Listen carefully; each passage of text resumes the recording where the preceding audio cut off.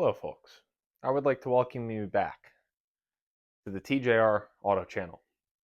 My name is Tyler, I'll be your host for today's services, and this right here is my 2009 Grand Marquis, aka Bonnie, 2-valve, 4.6 liter, very similar motor to a Triton motor, which is a 5.4 liter, I think maybe a 4.6, I don't know, there's Ford mod motor, called a Ford modular motor. And in today's video, the unthinkable happened, and that is what we're here to discuss, to explain, and to fix.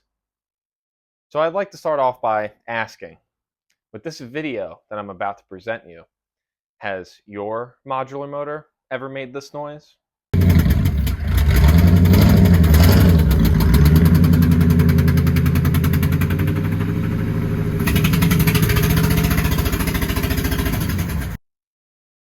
Have you ever suffered from a spark plug blowing out of the head of your vehicle, your modular motor? No? Well, if you are fortunate enough to never have owned one of these lovely, pristine motors, then call yourself kind of lucky. But I will say, you do miss out on the fact that these are incredibly reliable motors, crazy enough. All right, now this may be sort of hard to see, guys, but down yonder in that hole there is where the spark plug is supposed to go. Now, unfortunately, like I've said probably 15 times already, my spark plug blew out of that hole. So what that means is we are left with only, realistically, like 2 options to fix this. So option 1 would be you can fix it. Option 2, you buy another motor. I think I'm going to go for option 1. It's probably roughly the same cost, funny enough, but this is a good motor, man. She's got some life left in her. So let me show you guys what I bought, and let's try to fix this. So what we have in this box is hopefully the answer to our issue at hand.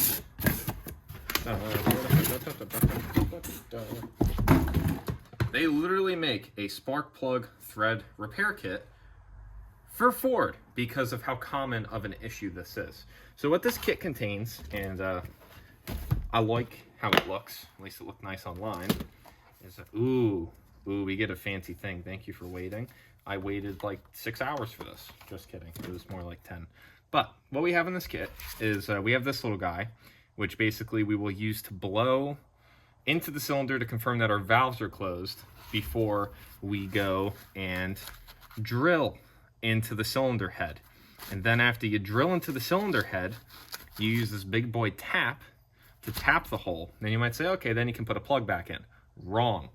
You'll take one of these inserts and shove it down into the head. And this is a threaded insert on the outside and on the inside. You probably can't see either of them where you guys are. But basically, this will thread into the head, and then the spark plug can go into this hole. Now, it sounds pretty easy, and it should be, but this is kind of a scary job when you think about it. You're drilling into your cylinder head, and all of the metal shavings, no matter how you go about it, are going to end up sitting on top of your piston. So like I said, what we're going to have to do first is confirm that our intake and exhaust valves are closed so that no metal gets into places that it shouldn't. We basically want to isolate all of our metal shavings just to be sitting on top of the piston. And then when we're done, we can either blow the metal outwards, try to get it up out of the spark plug hole, or what I might try doing is vacuuming it out. Alrighty, so unplugged a few things. We just basically pulled off the intake tube that has the MAF sensor built into it. We pulled off the throttle body, have that over there. So now we are left with this gaping hole and a lot more room to get down into this hole. So first things first, let's use this air pressurizer tool thingy. And it's basically like a cylinder leak down test, and we will see if any valves are open. If they are open, we're gonna have to roll the motor over until all the valves are closed in that piston. So with our little leak down tester tool hooked up into the spark plug hole, when I turn this little handle, we're gonna see if any air comes out. Ideally, we want this plug to pop right back out at us because that means that there's nowhere for the air to go, meaning that the valves are closed. If air comes out of here or we hear it move through the exhaust and this doesn't pop out, that means the valves are open. So we have air. air coming out of the intake. So what that means, I guess we can leave the plug in, but we're gonna have to roll the motor over by hand and get it to the point of where that doesn't happen. It's getting lesser.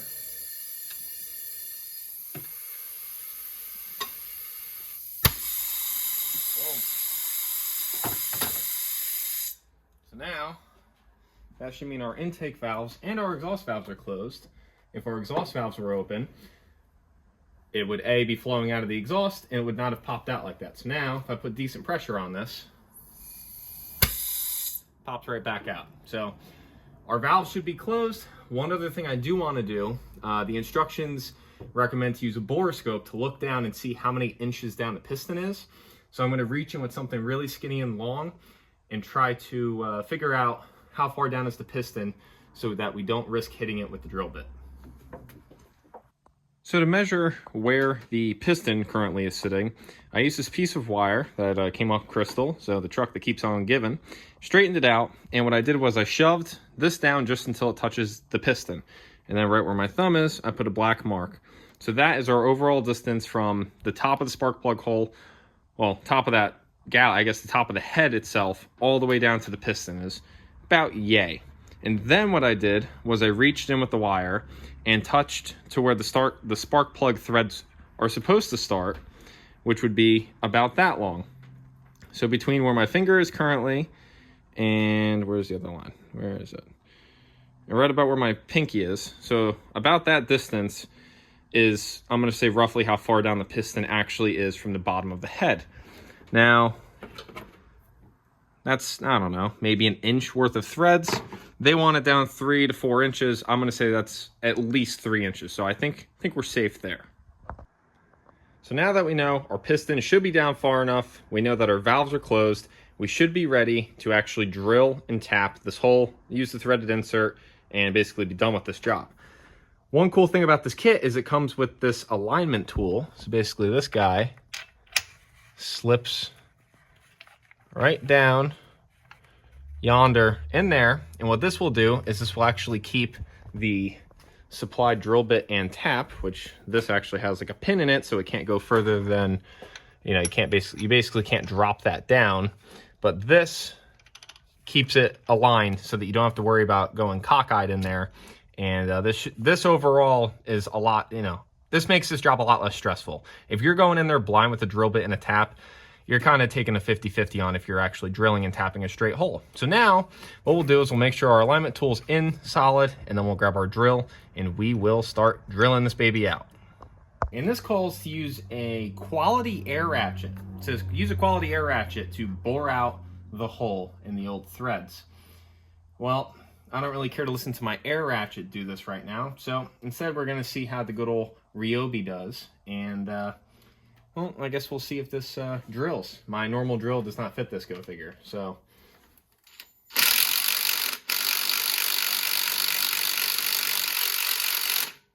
I will say, it is drilling. Another thing too is they recommend that you use some sort of cutting oil to make this go easier. The reason I'm not going to use any cutting oil is I want all the little metal pieces to be bone dry so that when I go to blow or suck them out of there, they will move no problem. If they are covered in oil, they're going to want to stick to the piston, they're going to want to stick to the cylinder wall, and that's the one thing I want to avoid right now. So let's just drill through, and then we should have a nice gaping hole that we can tap. Oh yeah, she'll come out. So that should have drilled through where we needed it to. So now let's take a look-see. This guy back out. Oh, this is so scary. Oh, let's take a look-see in there. Oh yeah, there is metal all over the top of the piston. Great. It's part of the process, people. We got to trust the process with this one. This is a scary one to trust the process with, but hey, we'll do it. So, the instructions want you to basically take that beautiful little alignment piece, you put it onto the tap set, well, the tap, you slip it on this way, and then they want you to take one of the supplied C-clips and put it on the little slit. There's two slits on here. Put it on the slit closest to the actual tap side. So then your alignment piece is stuck in here, and you basically tap this until this will meet here. But I figure once you get through it, you can kind of tell when you're done actually tapping the holes. So now we'll drop this down the hole. Make sure our alignment tool gets lined up first, just like so.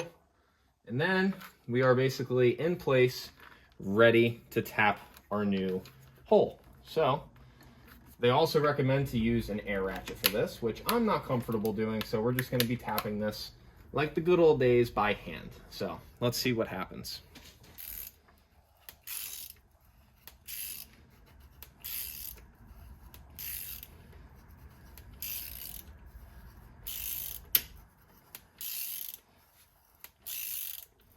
I think it's going. Feels like it is. Feels nice and solid so far. I mean, we are cutting into an aluminum head, so I would expect it to actually go pretty smoothly like it is. And yes, our little C-clip is moving downwards towards the alignment tool. So we are getting there, people.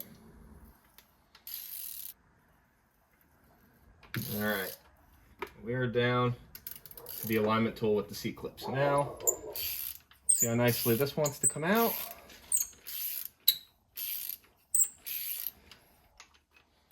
Alrighty, and we're out. We should be tapped, so let's take a look down the hole, see what we did, and hopefully that was it. All right, well, it looks like our threads, they're threads. It would appear that we are pretty centered on the hole.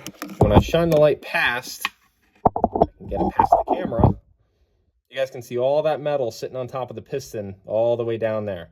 So what I want to try to do first is actually suck all of that out before I just blow it all over the motor. They recommend you use like a little air gun and shoot all that stuff out, but I'd rather not blow it all the way around and get it all over a bunch of stuff, maybe miss a piece. So we're going to try basically taping a straw to a vacuum hose and seeing if we can get at least most of it out. They call me a genius, and I think this is a prime example of why.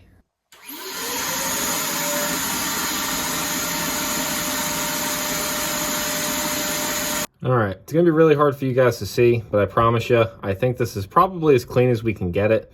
I did a bunch of run-throughs with my little vacuum with the tight hose on it, kind of walked my way all the way around the cylinder with it. And then I also rigged up a hose onto my air gun and went crazy in there as well. So I've been at this for I'd probably say a good 25-30 minutes just to trying to clean it. And I have not seen any more metal come out or get moved around in the cylinder. So I'm gonna say we're probably okay. All right, so now that our hole is cleaned out and we basically should be good to assemble everything, what I'm gonna do is I'm gonna take my spark plug that somehow, crazy enough, is still in perfect shape.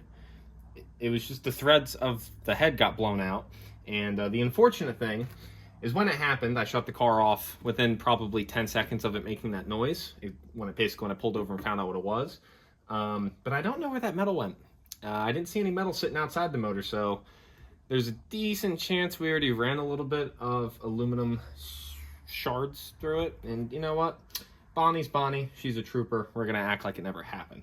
So now what we're going to do is I'm just going to throw my spark plug into my socket. I'm then going to take the threaded insert that will be going into the head. I'm going to tighten that up to the spark plug. And then we're going to take our thread locker red and lay a dubious amount on here because I don't ever want to have to deal with this again. So I'm going to say that's probably enough to spread around. We'll put a little more on the tippy tip. I just don't want this to, fall into the cylinder itself if we don't need it to. So got some thread locker red on this guy. Now, since this insert has a sleeve on it, or sorry, not a sleeve, it has a shoulder, this will basically run in and we just go until it stops. And then it should be good. So now,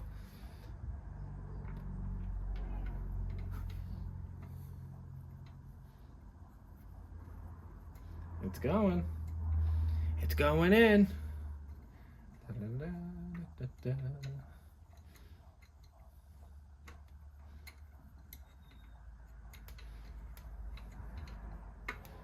right, it's tight right there. I'll just snug it up a little bit. I'm not going to go too crazy. Shouldn't really have to.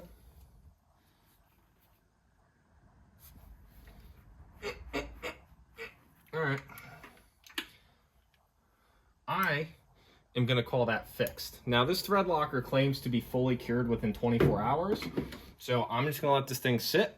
It says apparently it's good to go in 20 minutes. I don't really care to trust that. So with a repair like this, I'd rather just let the car sit in the garage for a day, and then we can test fire it tomorrow and see if it blows the spark plug right back out of it. All right, folks, it is the next day. We've let this thing sit overnight this morning, and it's almost 24 hours, so I'm going to call it good. I have faith that this fixed it, so I'm really not even worried about it now. The next problem that we have is our broken coil pack. So as far as I know, these things are pretty expensive, and I think these are OEM coil packs. I never did coil packs in this car, and I can't picture they were done with the car only having 66,000 miles on it when I got it. So what I plan on doing, at least for now, just for testing, is I'm just gonna throw the coil pack back in and just do some easy driving to make sure that we're good with the repair we just made. But what I'll end up doing is probably pulling off the broken mount, using the coil pack that is missing said mount, and probably just like JB welding them back together to make sure that it's super strong, put it back in, and we should be good to go. I do have a set of spare coil packs that I got from like junkyard cars a couple years back. I don't care to run one mismatched one though. This set seems to be fine still, so I'm just gonna run this set until they actually give me an issue. But I'll show you guys the close-up of what it looks like. Again, apologies for how wobbly it is, because it's in a bit of a weird spot to try to zoom down into. Now, if I shove that down yonder, no, that's in there.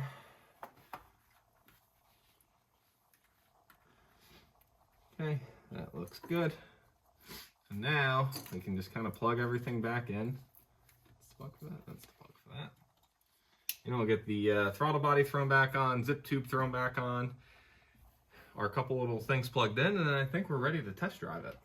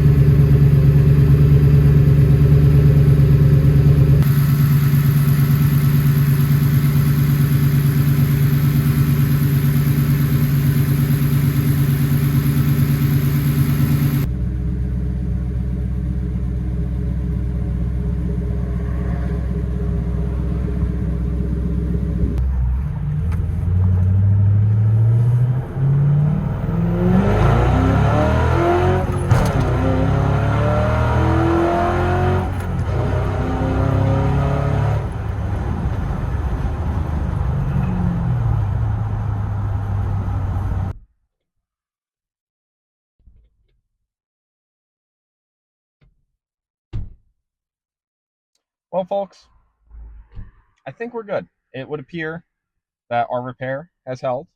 It has seen so far a week of driving. I don't do a lot of miles in a week, but I do drive back and forth to work every day and get food and a lot of burnouts and donuts and some fun activities, we'll say, legal fun activities. So far it seems to be holding up very well. I honestly have no doubt that we'll have an issue again, at least with where we worked. The other 7 cylinders that are virgins to having to get basically a time cert put into them, no guarantees that they're not going to blow out, but we haven't touched them, so it's fine. I'm just going to act like this never happened, you know? So with that being said, hopefully you guys enjoyed today's video. Hopefully you guys got to learn something. A little bit of a scary experience with this happening. I honestly thought that the motor let go, and I was just not going to be able to recover from that one. But Bonnie's still holding up, true and strong, as she always has. 97,000 miles, going strong, a lot of abuse, and she's great. She's great. Can't beat it. So, although the good old modular motor is quite reliable and quite stout, honestly. She's pretty sturdy.